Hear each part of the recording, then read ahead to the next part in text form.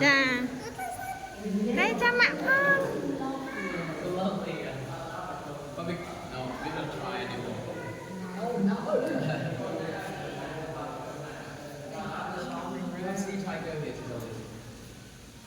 You know that lady? Mời, bán đây tên nụ. Lúc tên nụ. Because you're looking for what the other lady is. Oh, I see. Oh, yes. Mời chị ta mời. Ôi. But you know that oil.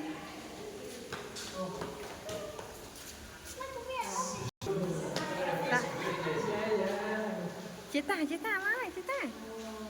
We know nothing about hunting. No. The reason one. When he hungry, he just wrong. He called the animal like beef. So we just No, không chen, no. we don't feed them much. No. If they are fat, they will be aggressive. Mà đã thọt của này. Nổ về mời. Ôn chi. Mời, chị ta mời. Bay một cái này con. Vì chi mời, lên. Đây tên này. Mà thọt ai mà. Lên con anh mở chờ mơ về máu á. Nổ. Về máu là ai. À mùi nó máu là ai. Nổ chờ mơ tính tiện máu ấy. Anh nhi máu nè. Nổ máu. Nổ.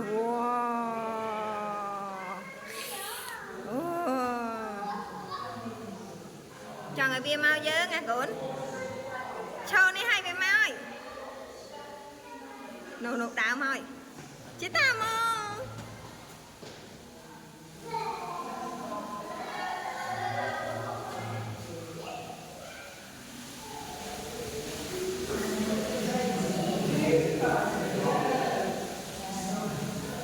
Này ôn ta nè. Nè. Rồi hai biết. Vì cho chặt tay. Này từ đá.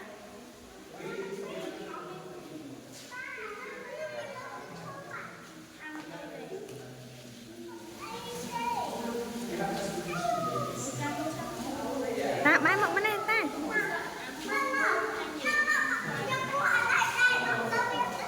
Chậm. Mẹ mới ra con.